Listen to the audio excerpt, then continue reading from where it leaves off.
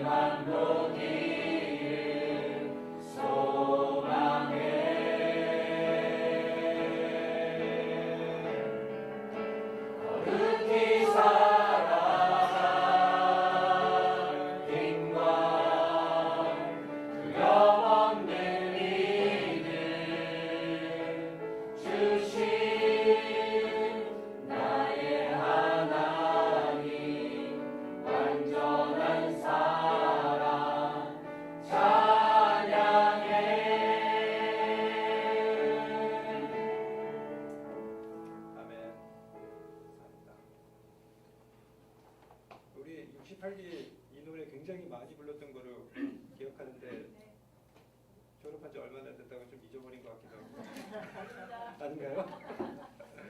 우리 개강 예배를 위해서 우리 한종석 교수님 나오셔서 기도해 주시도록 하겠습니다. 기도하시겠습니다. 참 좋으신 하나님, 오늘 하루도 저에게 생명 주시고 저희가 숨쉬며 살아갈 수 있도록 하게 하시니 너무나 감사드립니다. 하나님께서 늘 저희와 함께 하시는데 저희는 많은 시간 그것을 잊고 살아갑니다. 제가 다시 한번 제가 이 69개 개강 예배를 드리면서 하나님을 기억하는 시간 될 수 있도록 주님 인도하여 주시옵소서. 지난 68기 훈련이 무사히 끝나게 하시니 감사합니다. 68기 카페 진로를 주님께서 붙잡아 주시고 늘 함께 하셔서 어느 곳에 있든지 그 주님의 사랑의 끈을 놓지 않는 68기 모든 우리의 가족들 될 수 있도록 주님 인도하여 주시옵소서. 하나님, 이제 저희가 69기 시작하면서 주님께 영광을 돌립니다. 15명의 훈련생들 주님께서 이곳으로 보내주셨사오니 주님께서 이 18주간의 훈련 기간 동안 날마다 붙잡아 주시고 은혜를 부어주시고 지혜도 주셔서 하나님 아버지, 이것이 힘든 것이 아니라 하루하루가 정말 감사하고 즐겁고 주님의 복이 가득한 그런 훈련 기간 될 수 있도록 주님께서 인도하여 주시옵소서. 무엇보다도 건강지켜 주시옵소서. 하나님 아버지, 저희가 건강하지 않으면 아무것도 할 수 없음을 주님께서 아십니다.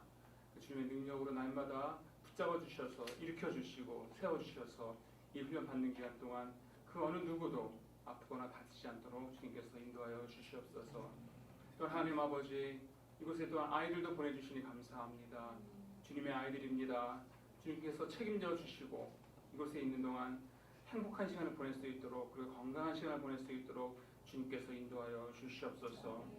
하나님 아버지, 저희가 훈련을 그저 따로따로 떨어져서 하는 것이 아니라 저희가 공동체를 이뤄서 합니다. 주님, 공동체 생활이 참 힘듭니다. 그래서 더욱더 주님의 도우심이 필요합니다. 저희 모든 훈련생들 인내하게 하시고 감사하게 하시고 나보다는 다른 사람을 생각하는 그런 마음을 이 시간 또한 갖도록 주님께서 인도하여 주시옵소서.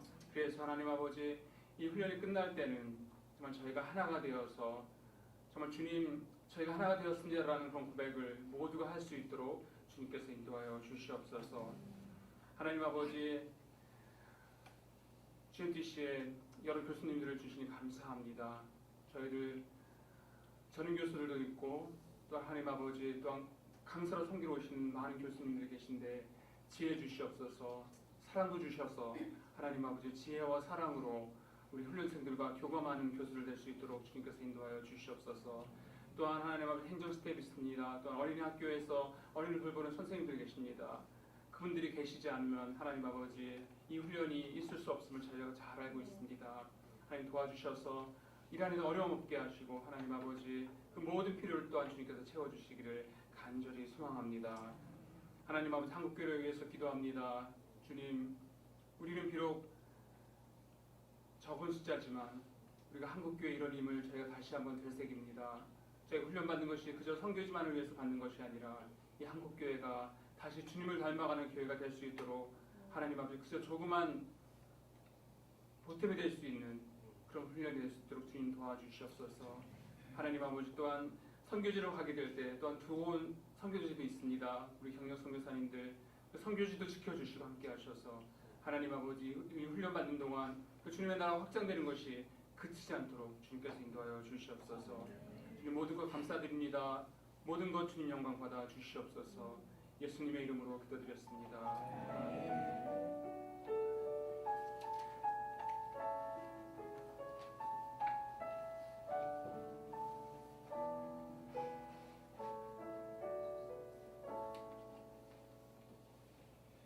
오늘 잠시 후에 이제 설교 말씀 선교사의 하나님의 누구신가 제목으로 우리 남경 원장님께서 전해주실 텐데, 본문이 시편 16편입니다. 제가 한 절씩 우리 교독할까요? 시편 한 절씩 교독하고 11절 함께 읽도록 하겠습니다. 하나님이여, 나를 지켜주소서. 내가 주께 피하나이다. 내가 여호와께 하되 주는 나의 전인이시오니 주 앞에는 나의 복이 없다 하였나이다. 땅에 있는 성도들은 존귀한 자들이니 나의 모든 즐거움이 그들에게 있도다.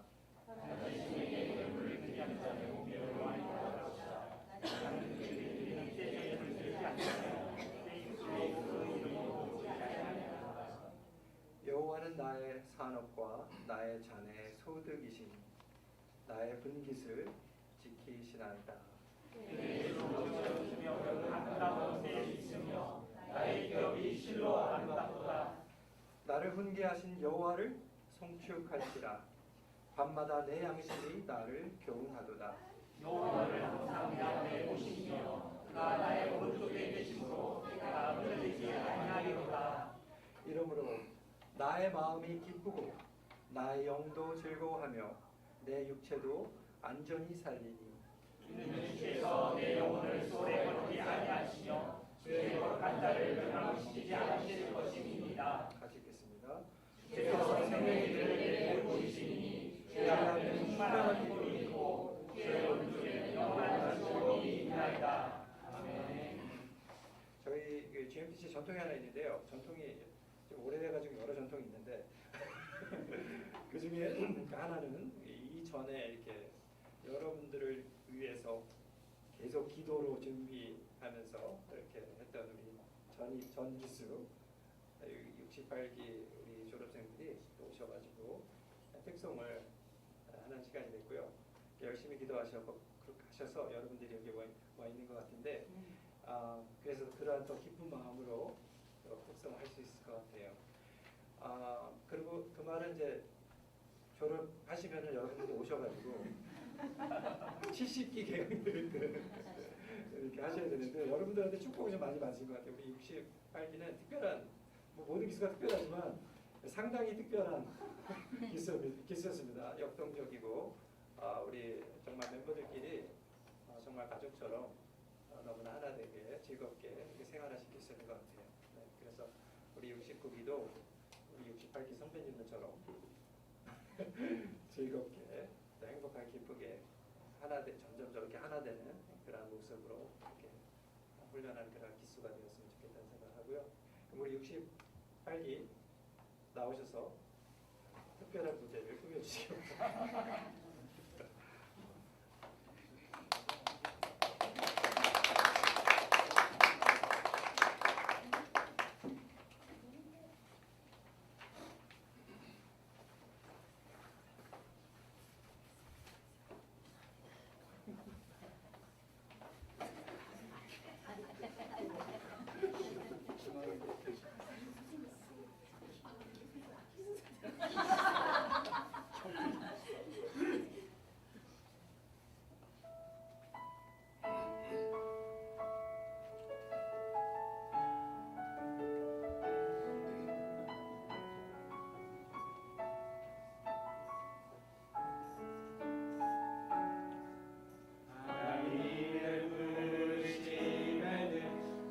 관심이 없네.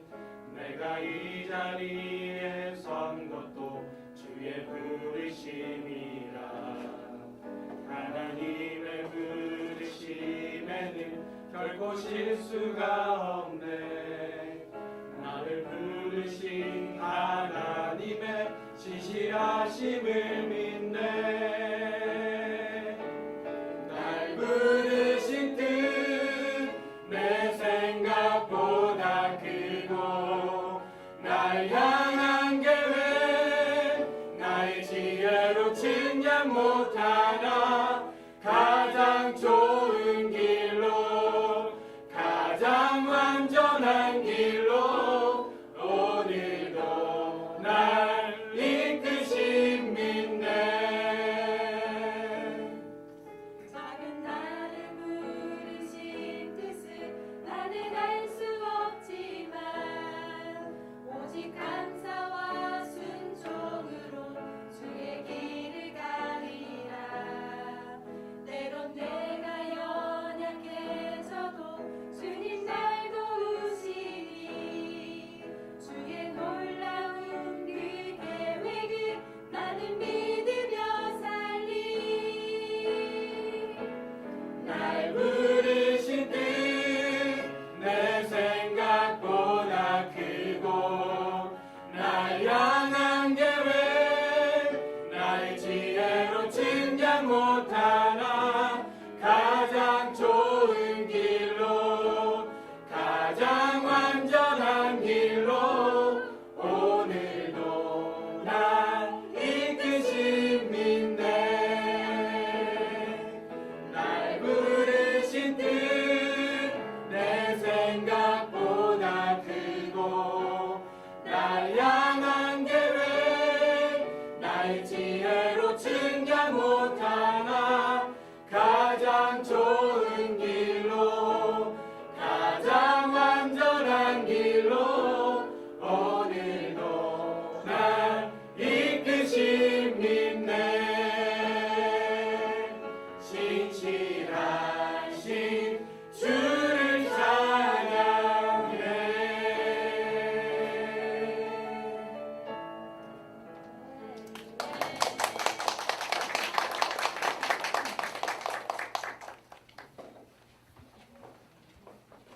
너무 감사합니다. 네, 또 뭐 있나요? 영상 있답니다. 예, 죄송합니다. 들어가겠습니다. 항상 좀 독특합니다. 아이고. 안녕하세요. 이희성. 나성숙입니다. 네, 먼저는 69기 입학을 환영합니다. 식구기 모두가 더 인격적인 성장을 할 수 있도록 저희는 응원합니다. 응원합니다. 저희는 일본으로 가는 68기 이원철, 정인옥 선교사입니다. 우리 69기 정말 화이팅입니다. 화이팅! Bonjour, 69 fois. 미션이요. 안녕하세요, 69기 선교사님들. 저희가 68기 선교사 노이정 선교사입니다.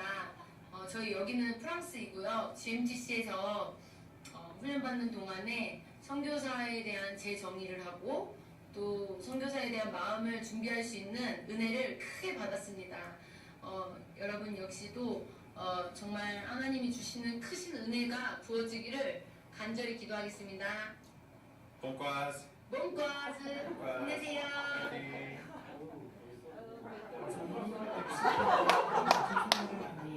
귀한 하나님 나라를 경험하는 시간이었습니다. 저희 68기 선교사님들의 지난 시간들의 추억을 담아 69기 선교사님들을 응원합니다. 화이팅입니다.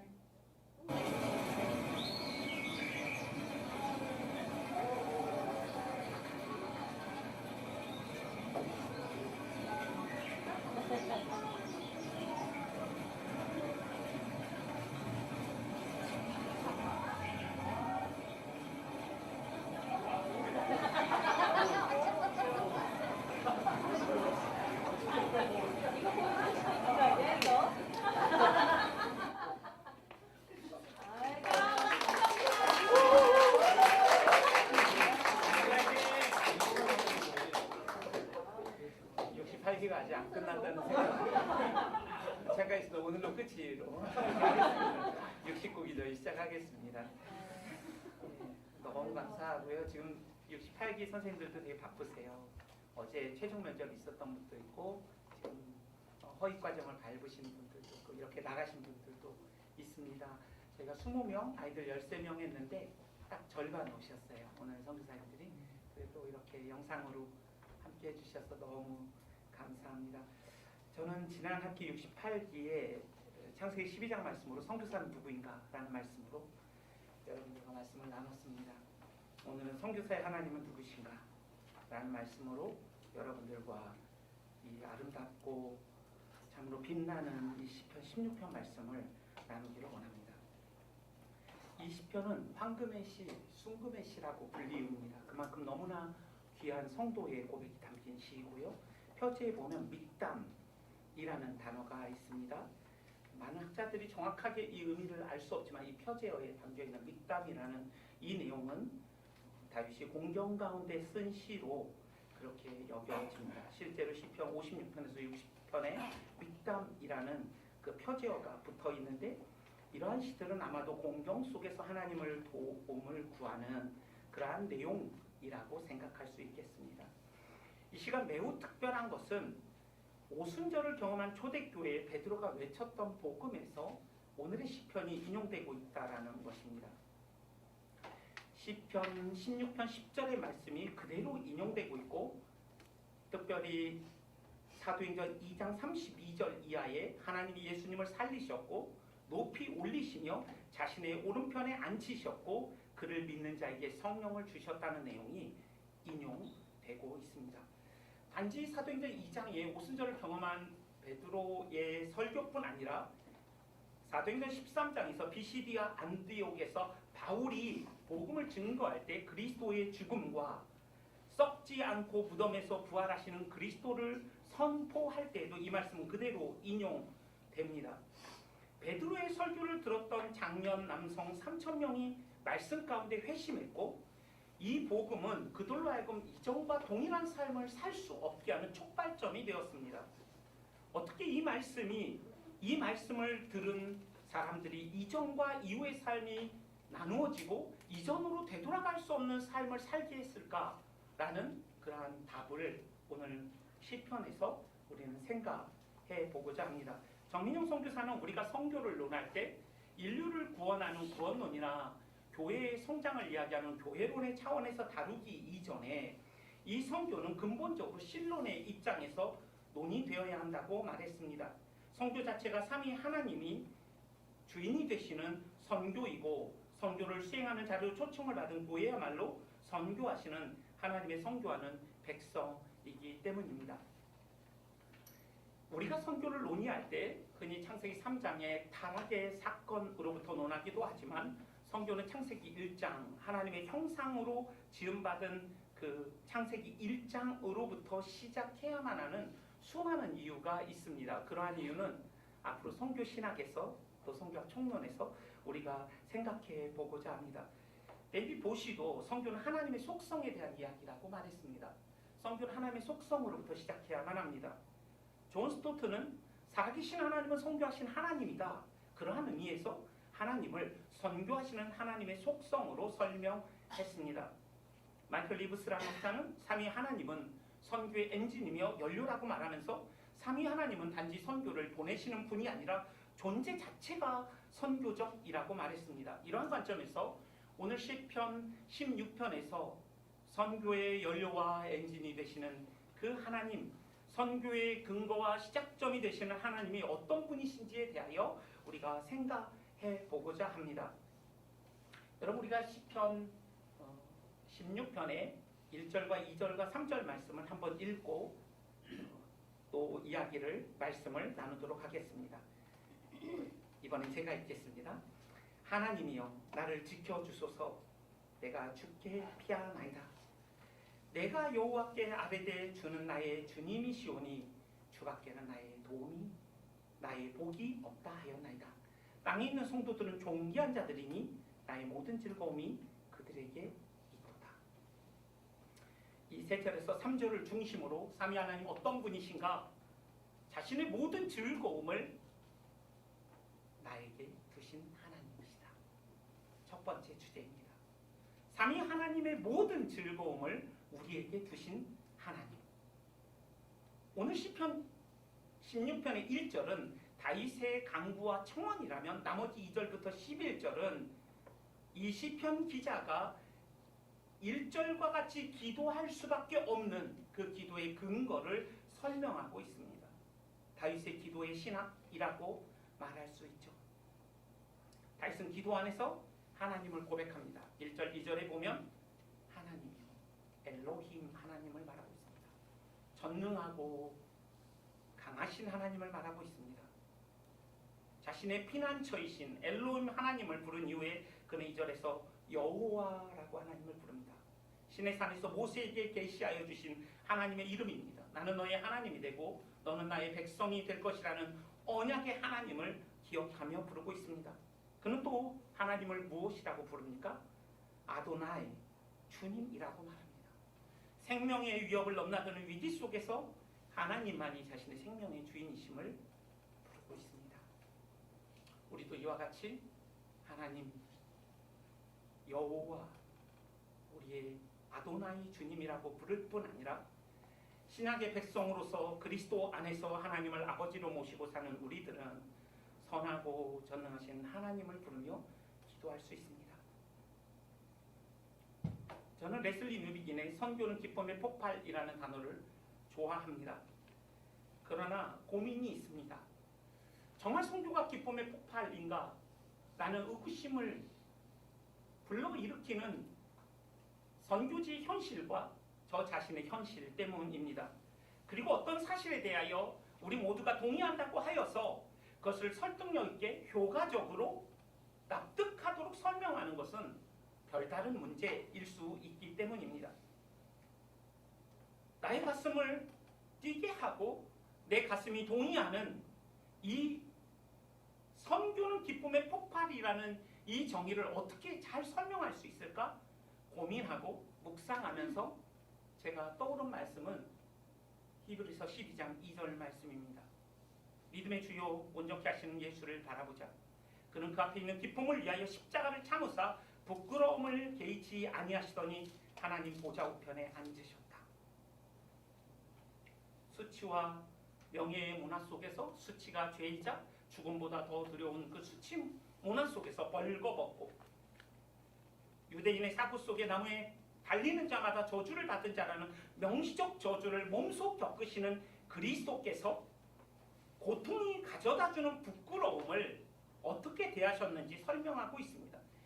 개의치 않으셨다라고 말합니다. 이 단어는 원어로 보면 멸시하다, 경멸하다라는 단어입니다. 부인할 수 없는 고통이 가져다준 이 수치, 죽음보다 무서운 이 수치와 부끄러움을 경멸하고 무시하고 아무것도 아닌 것으로 여기셨다라고 말합니다. 어떻게 이런 일이 일어날 수 있을까요? 그것은 12장 2절에 나오는 바 앞에 있는 즐거움 때문이었다고 성경은 증언합니다. 그 앞에 있는 즐거움은 무엇일까요?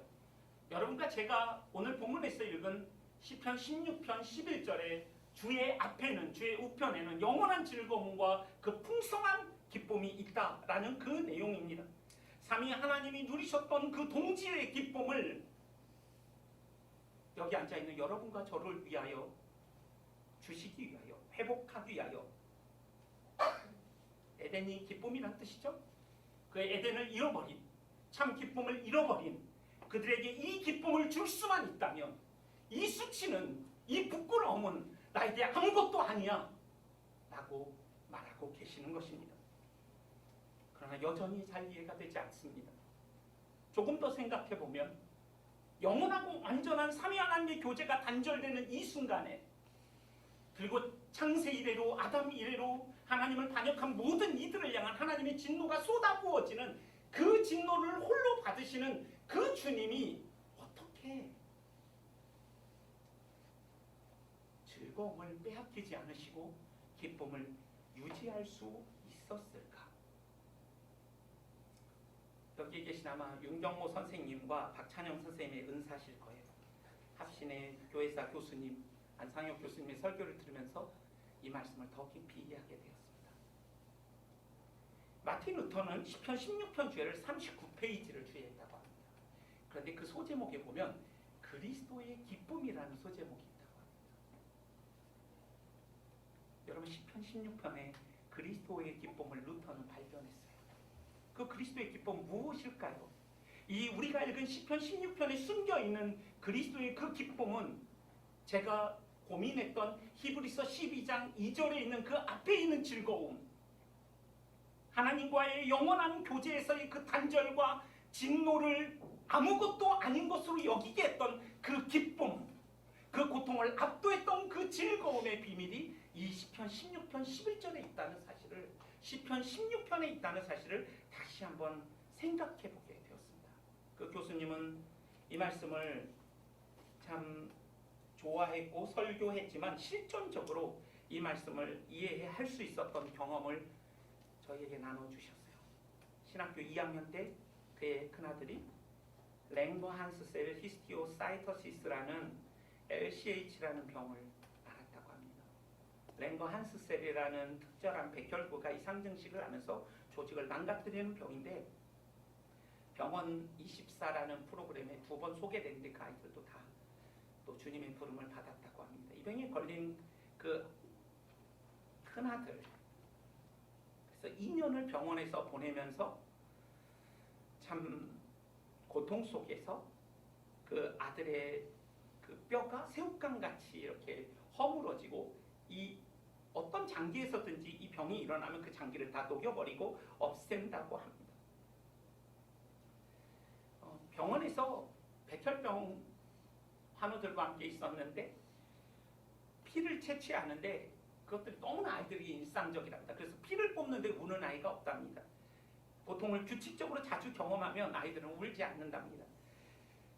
그리고 그 아들이 병원에서 말을 배웠는데 제일 먼저 하는 말이 피를 뽑으면 빨리 해. 빨리 해주세요. 그런데 골수를 채취하는 문제는 전혀 다른 문제랍니다. 피를 뽑는 것과 비교할 수 없는 고통이 있고 그래서 엄마를 부르지 않고 이상하게 아빠를 부르더래요. 골수를 채취하는데 그 이유는 엄마들이 혼절을 한답니다. 그 장면을 보면서.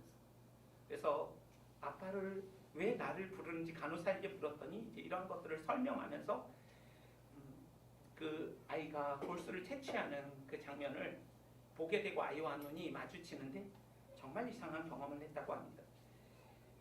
자기의 막 심장이 찌르는 거예요. 이 경험은 도대체 뭘까? 너무나 그 고통을 아들의 고통을 느끼니까 본인이 진짜 아픈 경험을 하면서 이러다 기절할 수 있겠구나 라는 생각을 하면서 그때 떠올랐던 말씀이 이 시편 16편 말씀이었다고 합니다. 예수님이 왜 기쁨과 즐거움을 이야기하셨을까?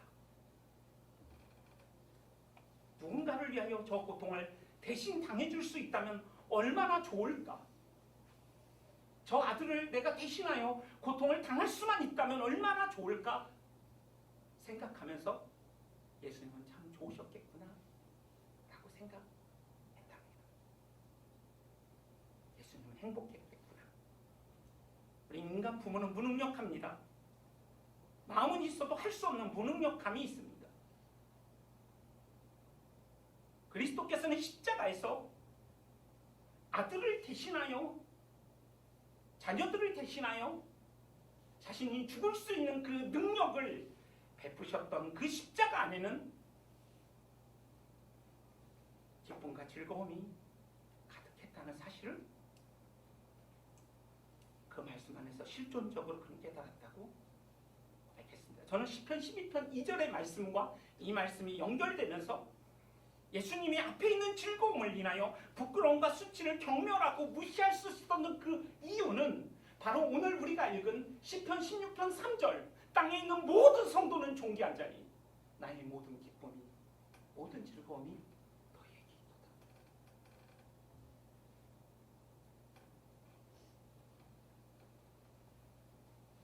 이 말씀을 정말 믿을 수 있다면 우리에게 어떤 일이 일어날까요? 저는 아침에 일어나면서 그런 기도를 합니다. 하나님의 모든 즐거움인 제가 일어났습니다. 이렇게 제가 하고 일어날 때가 있거든요. 오늘도 연습을 했습니다. 오늘 이 설교를 해야 되기 때문에 또 한 번 했습니다. 하나님, 당신의 모든 즐거움인 제가 일어났습니다. 그래도 제 마음은 전쟁터입니다. 설교를 앞두고 있고 막 분주함에 제 마음이 고요와 평안을 잃어버린 저의 상태를 주님께 부탁드리면서 이 환란에서 저를 구원하여 주소서 하고 올라왔거든요. 신약의 바울은 하나님이 우리를 하늘에 앉히셨다. 그리스도와 함께. 그리고 선한 일을 위하여 지었다. 작품이다. 호의에 말하는 단어를 쓰죠. 저는 생각해 보았습니다. 선교사의 가오를 지켜줄 수 있는 게 무엇일까? 가오라는 전문 용어는 일본말이죠. 얼굴이군요. 오늘 알았습니다. 그러니까 모르고 막 쓰는 거죠. 이렇게 생각 없이. 그 얼굴을 지켜줄 수 있는 것은 무엇인가? 우리의 외적인 사역과 열매, 우리의 소유, 학위와 경력, 선교사 연수, 그런 것이 아닌 거죠. 우리의 가오를 지킬 수 있는 것은, 보미를 지킬 수 있는 것은 하나님이 누구신지, 그리고 내가 그 하나님 앞에 누구인지 비할 때 우리의 품위를 지키고 끝까지 이 선한 싸움을 감당할 수 있는 것이 아닐까 다시 한번 생각해 보았습니다. 이러한 십자가에서 아들을 아끼지 아니하시고 내어주신 그분의 기쁨에 대하여 성경은 계속적으로 얘기하고 있습니다. 우리가 잘 아는 그 순환의 시인 이사야 53장 10절에는 여호와께서 그 언약의 하나님께서 그가 예수가 상처 입는 것을 기뻐하셨다고 되어 있습니다. 성자 예수만이 기뻐한 것이 아니라 성부가 자신의 아들을 상처 입는 거. 이 상처 입는다는 이 단어는 다카라는 단어인데 눌러 부수다, 뭉개다, 분쇄하다, 박멸하다, 꺾다, 압착하다, 짓누르다는 뜻을 갖고 있습니다. 하나님의 마음에는 아들이 이겨지는 그 십자가의 순간에 성부 하나님은 기뻐하셨다고 말하고 있습니다. 그렇다면 예수께서는 11절에 53장 이사야 53장 11절에 그가 자기 영혼에 수고한 것을 보고 만족하셨다. 하나님은 그가 짓이겨지는 아들을 보면서 기뻐하셨고 예수는 자신이 짓이겨지는 그 십자가를 보면서 만족하셨다고 말하고 있습니다. 그 이유가 무엇입니까? 내 의로운 종이 그의 지식으로 많은 사람을 의롭게 하며 그들의 죄를 친히 짊어질 것이다. 여러분과 저의 죄의 구속과 그뿐 아니라 하나님의 자녀가 되는 이 의로움, 그것을 앞에 있는 그 즐거움을 바라보시면서 삼위 하나님이 누리셨던 그 동질의 기쁨을 우리가 다시 누리게 될 것이라는 그 하나님의 마음 안에 있는 열정 어린 기쁨, 그 영원한 즐거움, 그 풍성한 기쁨이 여러분과 저를 향하고 있다는 사실을 성경은 계속 말하고 있습니다. 이사야 62장 3절 4절에서는 이렇게 말합니다. 여호와의 손의 아름다운 관, 내 하나님의 손의 왕관이 될 것이다 라고 말하면서 다시는 너를 버림받은 자라 부르지 아니하며 다시는 너의 땅을 황무지라 부르지 아니하고 내가 너를 오직 헵시바라고 부르겠다. 이 말은 무슨 뜻입니까? My delight is in her. 예루살렘과 교회, 즉 여러분과 저에게 하나님의 기쁨이 있다는 뜻이죠. 헵시바는. 그리고 주님은 또 말씀하시죠. 내 땅을 뿔나라 하리라. 여호와께서 너를 기뻐하실 것이며 내 땅이 결혼한 것처럼 되리라. 청년이 처녀와 결혼함 같이 너의 아들들이 너를 취하겠고 신랑이 신부를 기뻐한 같이 너의 하나님이 너를 기뻐할 것이다. 우리를 헵시바와 뿔나라고 부르시겠답니다. 다시는 버림받지 않고 다시는 버림받은 땅이라고 부르지 않겠다고 말씀하십니다. 나의 기쁨이 너 안에 있다고 시편 16편의 3절의 말씀이 그대로 이사야 안에서 반복되고 있습니다. 결혼하지 않은 여자는 결정권이 없고 남편이 없는 과부는 사회적으로 고립되어 아무도 책임질 수 없는 고아 같은 상황에 있는 우리들을 향하여 유다가 망하고 바벨론 포로에서 돌아와 회복하는 그 이스라엘을 향하여 어쩌면 선교지에서 많은 어려움과 마음의 억울함과 힘듦을 갖고 온 우리들을 향하여 주님이 말씀하시는 것이죠. 너는 헵시바라. 너의 경험과 너의 어떠함과 상관없이 너는 나의 기쁨이야. 내 기쁨은 너에게 몰빵했어. 내 모든 즐거움이 너에게 있어. 다시는 너를 버린 땅, 버려진 사람이라고 말하지 않을 거야. 너는 나의 신부다 라고 주님이 어떻게? 시편 62장 1절에 보면 이 시온의 의가 빛과 같이 예루살렘의 권이 횃불같이 저는 소망하게 됩니다. 우리의 69기 훈련 가운데 하나님께서 빛과 같이 횃불같이 수업 가운데 기도 가운데 수요예배 가운데 금요기도 가운데 나타나셔서 우리 가운데 선명하게 나의 모든 즐거움이 너에게 있어. 빛같이 그리고 횃불같이 너는 나의 뷸라야. 너는 나의 헵시바라고 말씀하시는 그 날을 기대합니다. 이 말씀을 들었던 초대교회 성도들은 더 이상 과거로 돌아갈 수 없었습니다. 그리스도가 십자가에 달려 돌아가셨다는 이야기를 들었지만 그 사건이 의미하는 바를 분명히 알 수 없었던 그들에게 선언된 이 시편 16편의 이 말씀은 그들의 삶을 놀랍게 바꿔놓았습니다.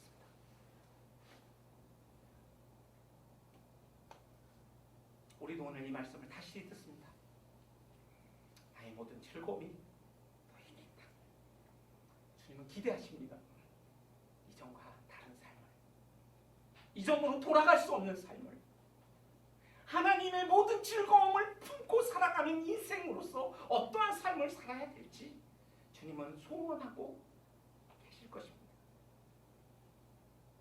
하나님께서는 동일한 단어인 땅에 있는 자는 모두 존귀한 자라는 이 존귀하다라는 하나님께만 쓰는 이 단어를 그대로 가져와서 하늘에 있는 성도가 아니라 지지고 볶고 연약함과 분열됨을 겪고 있는 여러분과 저를 향하여 존귀하다고 말씀하십니다. 자신의 작품이라고 말씀하십니다. 그러면 하나님 우리를 내버려 두실 수가 없습니다. 그리스도의 십자가에서 만천하에 어느 누구도 부정할 수 없는 방식으로 죽음과 부활을 통하여 하나님의 모든 즐거움과 기쁨이 여기 있는 여러분과 저에게 쏟아 부어졌음을 증명하셨기 때문이다. 첫 번째, 그래서 하나님은 누구신가? 선교사의 하나님은 누구신가?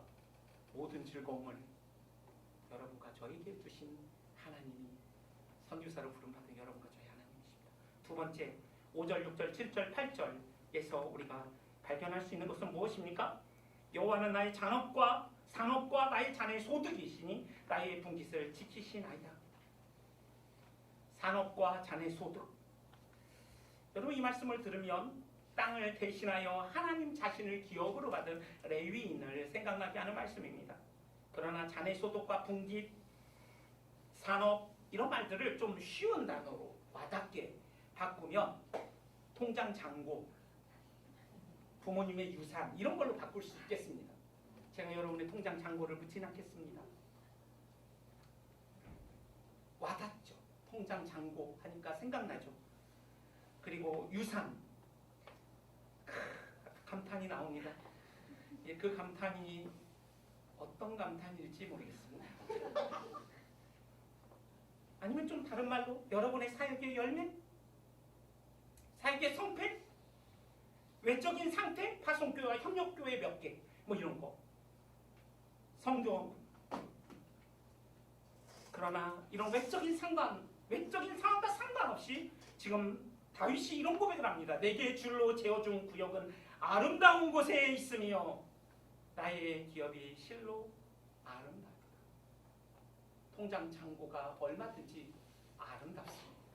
유산이 있든지 없든지 아름답다고 말합니다. 줄로 재워주신다고 말합니다. 머리카락 수도 세시는 하나님께서 세심하고 세밀하게 여러분과 저의 필요와 처지를 아시고 가장 정확하게 인도하신다는 고백입니다. 하나님은 고난과 위기 가운데 우리의 구역을 재고 계셨고 우리가 그렇게 바라고 바라던 것 대신 당신 자신을 주셨습니다. 그래서 시편 기자는 말하는 것입니다. 통장 잔고가 얼마든지 유산과 살기의 열매와 그 어떤 것과 상관없이 하나님의 섭리 속에서 나에게 허락된 이것이 아름다운 곳에 있음이며 나에게 주신 그 하나님으로 인하여 나의 외적인 상황과 상관없이 아름답도다. 부족함이 없고 과분하다.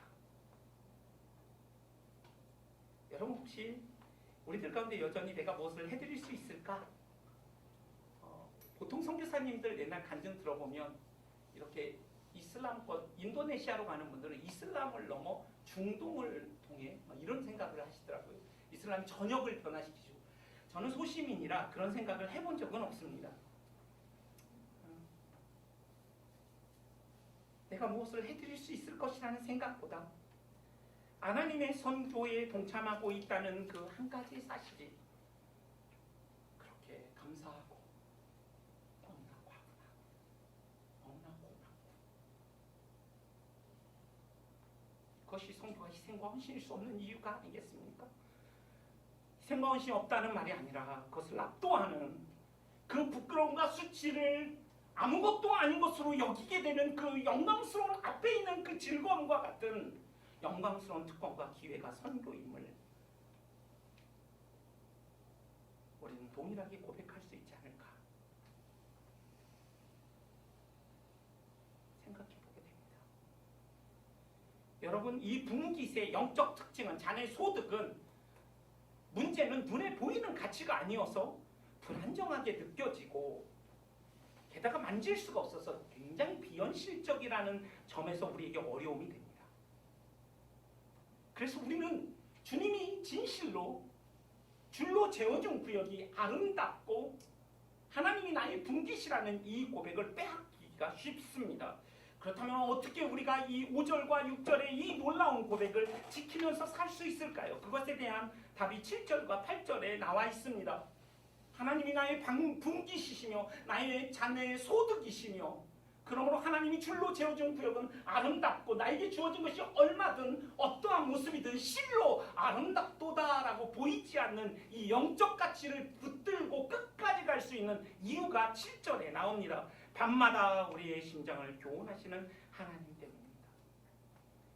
이 교훈하다라는 단어는 훈계하다, 징계하다, 가르치다 이런 뜻입니다. 좀 저희들이 쓰는 용어로 바꾼다면 우리가 하나님의 복음을 다른 사람들에게 가르치기 전에 날마다 자신에게 복음을 가르치고 밤마다 하나님의 교훈을 듣는 것입니다. 여러분은 이 새벽에 어떠한 음성과 교훈을 들었습니까? 또 하나님은 지금 우리에게 어떻게 교훈하고 계십니까? 날마다 자신에게 복음을 가르치고 교훈하는 그 사람은 또 무엇을 경험합니까? 8절에 우편에 계신 하나님으로 인하여 흔들림이 없다고 그는 고백합니다. 여러분, 히드너라는 학자는 이 소득의 잔을 하나님이 제공하는 모든 유익을 상징한다고 말했습니다. 여러분은 하나님이 제공하는 모든 유익을 누리고 계십니다. 여러분이 그리스도의 것이고 그리스도가 여러분의 것이고 우리가 그리스도 안에 있기 때문입니다. 그것을 하나님을 분깃으로 삼고 살아가는 자들, 하나님의 섭리 안에서 내 인생을 우연히 없는 삶을 해석하는 사람들만이 누릴 수 있는 극락의 복입니다. 바울은 이것을 추구했던 것 같습니다. 그의 꿈은 세계 복음화가 아니었습니다. 누군가 그에게 소원을 묻는다면 빌립보서 1장에서 그는 그리스도를 알고 그리스도의 고난에 동참하며 부활의 능력을 참여하는 것이라고 말했고, 그는 빌립보서 3장에서 누가 그의 소원을 묻는다면 그리스도를 얻고 그 안에서 발견되는 것이라고 말했습니다. 여러분, 그리스도를 우리의 분깃으로 삼고 우리의 기업으로 삼고 그분을 전부로 삼는 사람의 가장 큰 꿈은 관계 안에서 존재 본적으로 그분 안에서 기쁨을 누리는 삶일 것입니다. 바울이 생애를 쏟아붓는 헌신 속에서 가장 원했던 것은 그분의 주머니에서 나오는 부스러기가 아니라 그분 자신이었습니다. 여러분이 선교사로 살아가면서 기대하는 보상은 무엇입니까? 저는 그런 생각을 해봅니다. 보상이 필요할까? 무엇을 더 받을 것이 있을까? 그분의 것이 되었고 내가 그분 안에 있다면 내가 그분을 떠나지 않고 포도나무에 붙어있는 가지처럼 끝까지 살 수 있는 그 소원 외에 또 다른 소원이 뭐가 필요할까? 오늘 시편을 여는 열쇠를 어떤 사람은 2절에 주밖에는 나의 복이 없다로 이야기하기도 합니다.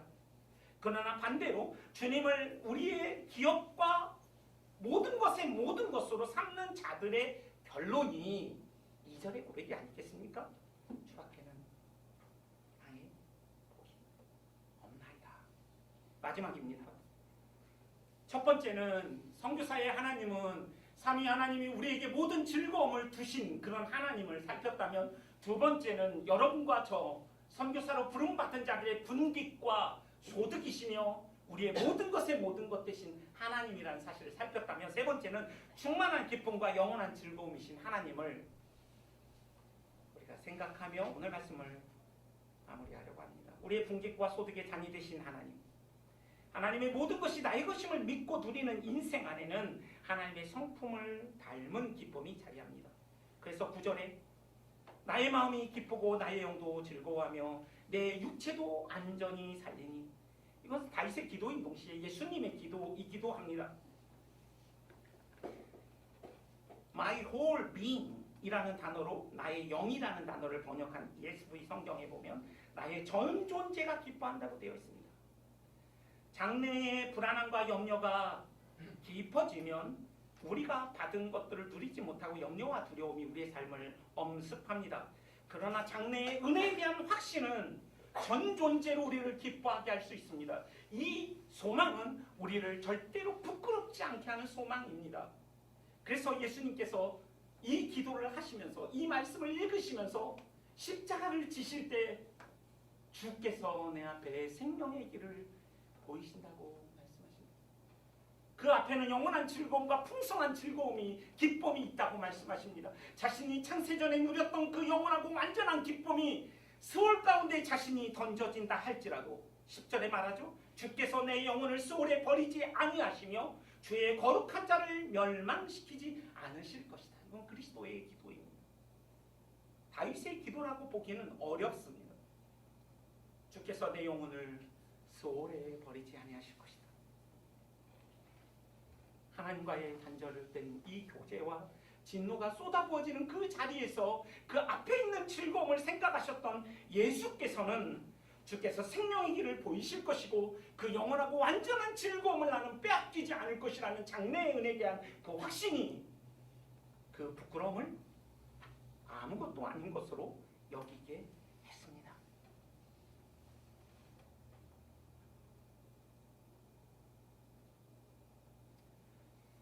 예수님은 여러분과 저의 잃어버린 기쁨을 회복시키시고 자신의 죽음과 부활을 통하여 사망의 권세가 끊을 수 없는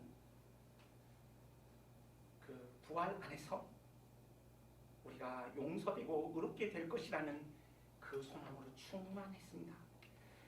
주 안에 사랑하는 형제자매 여러분, 기쁨과 즐거움으로 충만하신 삼위 하나님의 그 성품이 삼위 하나님이 선교의 엔진과 연료라면 선교하시는 하나님, 선교하는 백성의 선교에 대한 태도와 마음과 정서는 어떠해야 할까요? 레슬리 누기는 선교를 단지 선교대 위임령 또는 명령이라고 생각하는 경향이 상투적으로 있어 왔다고 말하면서 그렇게 선교를 대위임령과 명령이라고 이해할 때 선교는 율법의 일부가 되고 의무가 된다고 말했습니다. 그러면서 그는 선교를 복음의 일부로 이해할 때에 우리는 새로운 관점을 가지게 된다고 말합니다. 신약 성경을 잘 관찰해 보면 선교의 의무를 다하라는 내용보다는 선교는 온통 기쁨으로 가득합니다. 빌립이 찾아간 사마리아가 기쁨의 도시가 되었습니다. 십자가에서 그 앞에 있는 즐거움을 위하여 부끄러움을 개의치 아니하셨던 주님의 이야기와 교회의 선교는 엄청난 폭발로 인한 낙진, 이것은 치명적인 낙진이 아니라 생명을 주는 방사선 낙진과 같은 것이었다고 레슬리 누비기는 이야기합니다. 선교는 복음의 일부입니다. 그리고 이 선교는 기쁨과 분리합니다. 분리불가합니다. 고통과 희생과 헌신이 있지만 그것들을 압도하는 그 수치를 아무것도 아닌 것으로 여길 수 있는 그 앞에 있는 즐거움과 소망이 우리의 선교의 중심에 자리할 수 있다면 얼마나 좋을까 생각해 보았습니다. 선교의 내용과 방식과 태도 안에 하나님의 선교에 하나님의 성품이 담겨있는 사랑과 기쁨이 깃들어야함이 마땅하지 않을까 생각해 보았습니다. 선교는 하나님의 언약입니다. 그러므로 여러분과 제가 아니어도 하나님은 자신의 영광을 위하여 쉬지 않고 일하십니다. 저는 이 말씀을 보면서 한 말씀이 생각났습니다. 제가 너무나 좋아하는 말씀입니다. 나의 사랑하는 형제 자매들이여, 경고하고 흔들리지 말며 주의 일에 더욱 힘쓰는 자들이 되십시오. 여러분의 수고가 주 안에서 결코 헛되지 않기 때문입니다. 이 말씀은요, 놀랍게 부활의 소망 속에서 고백되어진 말씀입니다. 여러분 들어보십시오. 고린도서 16장 15장 말씀입니다. 제가 읽겠습니다. 썩을 이 몸이 썩지 않을 것을 입고 죽을 이 몸이 죽지 않을 것을 입고 그때에 이렇게 기록한 성경 말씀이 이루어질 것입니다. 죽음을 삼키고서 승리를 얻었다. 죽음아 너의 승리가 어디에 있느냐? 죽음아 너의 독침이 어디에 있느냐? 죽음의 독침은 죄요, 죄의 근서는 율법이다. 그러나 주 예수 그리스도를 통하여 우리에게 승리를 주시는 하나님께 우리는 감사하노라 라고 말하면서 사랑하는 형제자매 여러분, 경고하고 흔들리지 말며 주의 일에 더욱 힘쓰는 자들이 되십시오. 여러분의 수고가 결코 헛되지 않을 것입니다. 여러분과 저에게 낭망할 권리가 없습니다. 이 일을 위하여, 모든 구원의 일을 위하여 주께서 하신 일, 그 복음 안에 기쁨이 있습니다. 복음의 증인으로 살아가는 것이 때로는 우리에게 너무나 무가치하고 작게 보이고 무의미하게 느껴질 때가 있습니다. 그러나 여러분과 저의 느낌과 경험과 상관없이 하나님은 자신의 영광을 위하여 자신의 선교를 이루어가고 계시고 그 영광스러운 일에 여러분과 저를 오늘 초청하십니다. 사람의 손으로 섬김을 받을 하등의 이유가 없으신 자충족하신 하나님께서 다만 그의 풍성한 인자와 긍휼을 따라 여러분과 저에게 이 길에 서 있게 하시고 오늘 여기에 있게 하셨습니다. 말씀을 마무리하려고 합니다.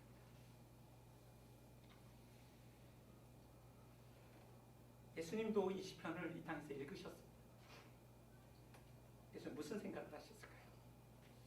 우리가 예수님을 생각하면서 이 시편을 읽으시면서 그가 생각한 것을 생각하면서 기도하려고 합니다. 우리가 살핀 것처럼 그도 동일하게 모든 즐거움을 자신에게 두신 하나님을 기억하지 않았을까요? 사람의 증언을 받으실 필요가 없으신 그 하나님은 사람의 속에 무엇이 있는지를 아셨기에 그는 사람에게 자신을 바라지 않으셨습니다. 제자들의 배신과 소외됨과 버림 속에서 그는 하나님의 모든 즐거움이 자신에게 있음을 기억하지 않으셨을까요? 그는 이 땅에 머리둘 곳조차 없었습니다. 옷 한 벌로 사셨습니다. 그러나 결핍이 없으셨습니다. 상대적인 박탈감으로부터 자유했습니다. 보이지 않는 하나님을 보이는 것보다 더 분명하게 보고 느끼면서 그는 사셨습니다. 왜요?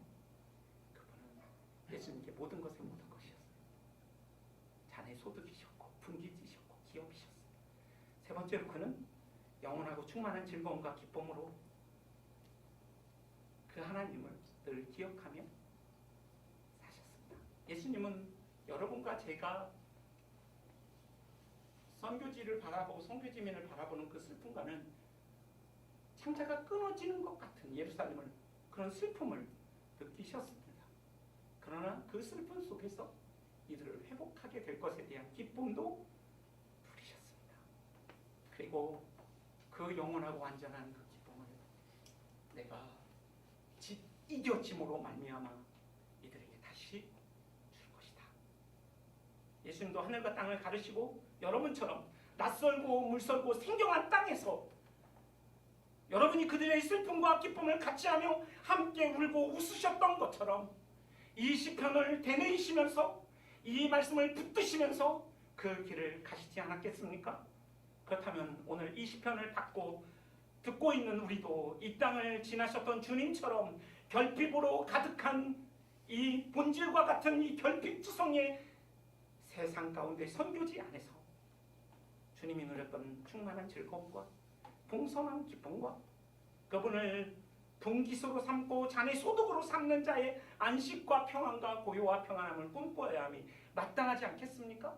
슬픔으로 가득한 이 세상 속에서 이 충만하고 영원한 즐거움이 이 동질의 기쁨을 우리에게 주시고자 꿈꾸셨던 그 예수님의 소원은 우리가 이미 맛보고 있고 반드시 주님이 오시는 날에 이루어질 것이라는 그 소망으로 우리의 마음이 충만해야 함이 마땅하지 않겠습니까? 그러므로 여러분을 초청합니다. 그리고 저도 이 말씀처럼 믿음의 주요 온전케 하시는 예수를 바라보기를 원합니다. 그리스도를 깊이 생각하며 선교사의 하나님을 묵상하며 감사하며 찬양하며 지금 같이 기도하고 싶습니다. 오늘 하나님께서 여러분들에게 주신 이 말씀, 선교사의 하나님, 그 하나님은 모든 즐거움을 몰빵하신 하나님이십니다. 그리고 여러분의 모든 것에 모든 것이 되시고 분깃과 소유와 자네 소득이 되신 분이십니다. 그분이 주신 것은 줄로 채워서 아주 정확하고 세심하고 세밀하게 여러분에게 가장 좋은 것으로 허락하시는 너무나 선하고 아름다우신 하나님이십니다. 그리고 그분은 영원하고 충만한 즐거움으로 이 땅의 슬픔을 이기기를 소원하시는 그런 하나님이십니다. 여러분 그 하나님을 찬양합시다. 그리고 감사합시다. 그리고 이 선하고 아름다우신 하나님을 하나님 69개 훈련 가운데 제 남은 생애 가운데 더 깊이 알게 하여 주십시오. 그래서 이 69개 훈련이 하나님을 향한 뜨거운 소명으로 하나님을 향한 깊은 기도로 또 하나님을 향한 높은 찬송과 감사로 이어지는 69개 훈련의 여정이 되게 해달라고 하나님 앞에 간절히 우리 소리를 내어 같이 기도합시다. 하나님 아버지 감사합니다. 하나님의 모든 기쁨과 존귀한 하나님의 백성을 15명의 지체와 12명의 지체들의 아이들을 우리 가운데 선물로 보내주셔서 너무나 감사합니다. 사랑하는 주님, 우리를 존귀하다고 하시고 우리를 헵시바라고 말씀하시고 우리를 뿔나라고 말씀하시며 우리를 신부라고 말씀하시며 우리를 사랑하고 기뻐한다고 말씀하시는 선교사의 이 하나님을 저희가 더 깊이 69개 훈련 가운데 경험하고 맛보아 알게 하여 주십시오. 당신의 선하심을 맛보아 알게 하여 주십시오. 그 아름다움을 깊이 누리게 하여 주시옵소서. 그 영원한 기업이 되시는 하나님으로 인하여 우리가 만족하고 자족하고 바분하여 주님을 향한 찬송과 감사가 더 깊어지고 넓어지게 하여 주시옵소서. 우리를 복 주십시오. 주님 안아주십시오. 그동안의 상처와 하나의 어려움과 억울함을 싸매어 주시고 하나님 우리를 줄로 재어준 기억 안에서 우리가 하나님의 선하심과 아름다움을 인하여 치유와 회복을 경험하게 하여 주시옵소서. 하나님 그 영원한 즐거움과 기쁨을 형제 안에서 맛보게 하여 주시고 우리의 공동체 안에 맛보게 하여 주시고 하나님 우리의 육신고리 훈련 가운데 그 선하고 아름다운 충만한 기쁨의 하나님을 깊이 경험할 수 있도록 주님 역사하여 주시고 인도하여 주시옵소서.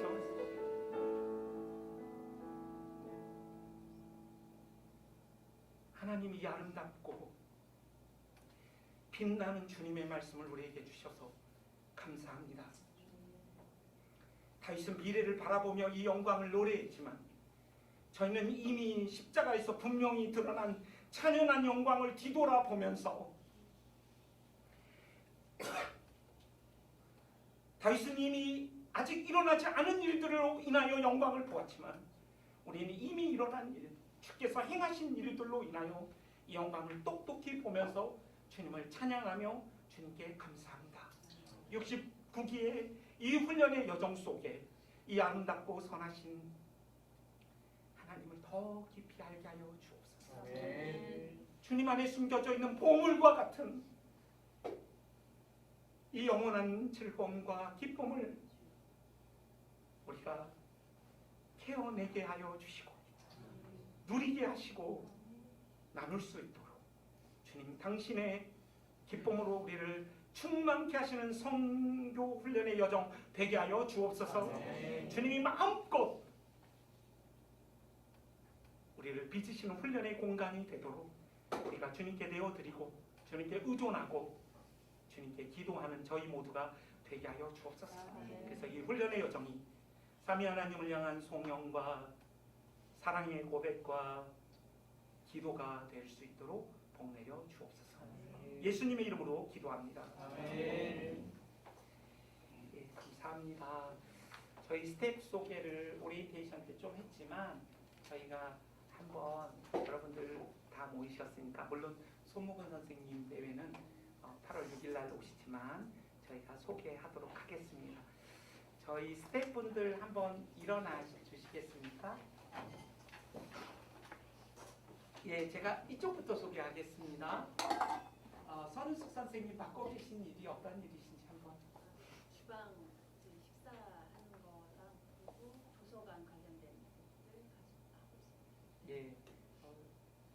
예, 이렇게 여러분 정말로 이렇게 편하게 적응하는 일에 아마 우리 선우숙 선생님께서 많은 도움을 주시라고 생각합니다.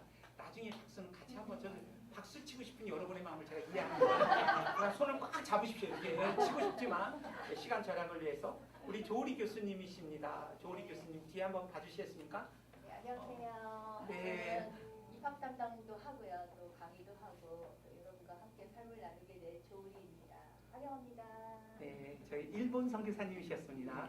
박수를 참고 또 넘어가겠습니다. 우리 박미희 간사님. 네, 안녕하세요. 반갑습니다. 저는 재정을 담당하고 있는 박미희 간사입니다. 저하고는 카톡으로 소통을 많이 해주시면 감사하겠습니다. 네, 감사합니다. 우리 김의현 시장님 32년 되셨나요? 33년 되셨나요? 잊어버렸어요. 잊어버릴 정도로 저희 GMTC의 역사와 함께한 목동의 맥가이버 김우경 시장님이십니다. 박수 치고 싶으면 참고 어떤 일 하시는지 그래도 시장님. 네, 여러분 사시다가 불편한 거 해결해 드리겠습니다. 거의 모든 것이 해결됩니다. 네, 우리 조은경 교수님. 네, 반갑습니다. 저는 두루두루 여러 가지 일을 하는 것 같습니다. 네, 즐겁고 재미나게 정말 좋겠습니다. 네, 상담학을 가르쳐 주시고 그리고 또 방글라데시 선교사님이셨습니다. 네, 제 짝꿍입니다. 네. 네.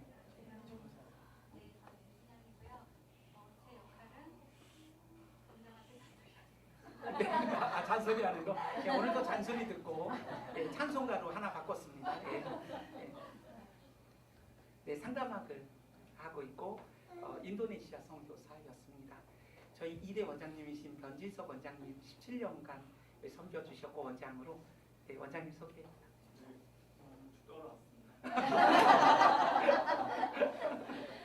예, 에콰도르 선교사님이셨습니다. 예, 우리 한정석 교수님. 네, 반갑습니다. 저는 올해 3월에 와서 저도 제가 뭘 하는지 아직 모르겠는데 이제 같이 알아가면 좋겠습니다. 네, 예, 뭘 하시는지 이제 알게 될 겁니다. 우리 파키스탄 선교사님이셨습니다. 예, 우리. 안녕하세요. 저는 36기 훈련받았고요. 지금 2016년서부터 GMTC에서 피칭 스텝으로 섬기고 있고요. 김현찬이라고 하고 저 전공은 영어입니다. 그리고 제 아내가 저기 앉아 있는데. 네, 우리 정순복 선생님. 예, 일어나 주시죠. 이렇게 저는 이제 미국에서 왔고요. 한국은 자녀들이 안에 있는 4명인데 나중에 뭐 소개하겠지만 세 놈은 미국에 있고 한 놈은 일본. 다 아들이 아닌 걸로 알고 있거든요. 훨씬 나은 것 같아요. 예, 알겠습니다. 예, 3남 1녀신 거잖아요. 그렇죠? 예, 다복하신. 예, 그다음 또 우리 어린 친구들이 왔네요. 저는 여기에서 그 원장으로 섬기고 있고요.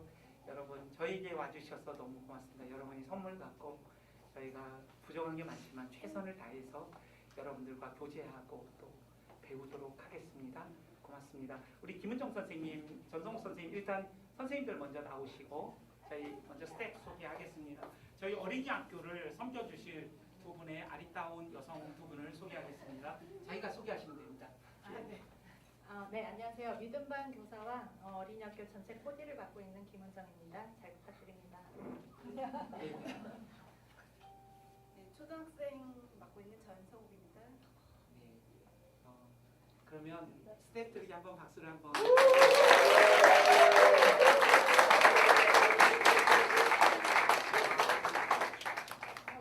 우리 어린이학교 친구들 이쪽으로 한 사람씩 들어올게요.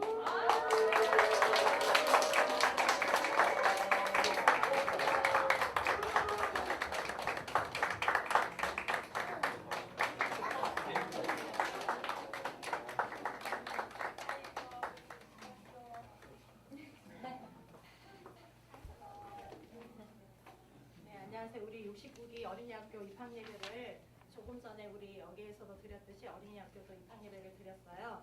그래서 우리 유빈이부터 우리 하원이까지 총 10명이에요. 그래서 유치부가 4명, 초등학생이 우리 6명이에요. 그래서 우리 10명의 친구들이 앞으로 69기 동안 12월까지 졸업할 때까지 우리 활동을 할 텐데 즐겁고 또 잘 적응하고 또 초등학생들은 중간에 또 전학을 해서 양화초등학교에 또 입학을 할 텐데 중간중간 변화와 또 현재 서로 또 적응해야 되는 그런 분들이 있는데 그런 생활 속에서 우리 어린이학교에서 활동도 잘하고 즐겁고 행복하게 지낼 수 있도록 우리 선교사님들이 오고 가면서 관심과 사랑으로 많은 기도로 잘 자라도록 부탁드립니다. 감사합니다. 그리고 촬영 인사.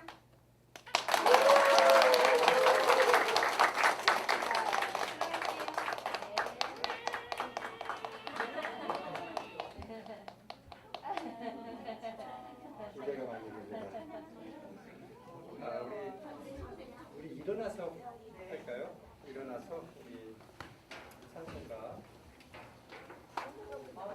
400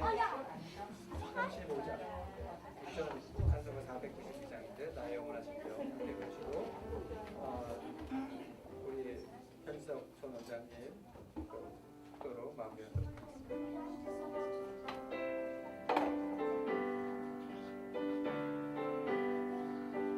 나의 영원하신 기여 생명보다 귀하다. 나의 갈 길 가나도록 나와 동행하소서. 주께로 가까이 주께로 가오니 나의 갈 길 가나도록 나와 동행하소서. 세상 분이 아니함과 모든 명예 버리고 험한 길을 가는 동안 나와 동행하소서. 주께로 가까이 주께로 가오니 나의 갈 길 가나도록 나와 동행하소서.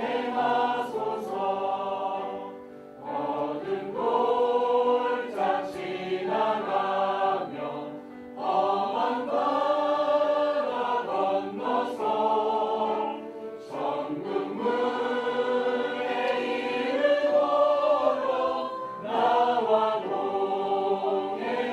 동행하소서. 주께로 가까이 주께로 가오니 나의 갈 길 가나도록 나와 동행하소서.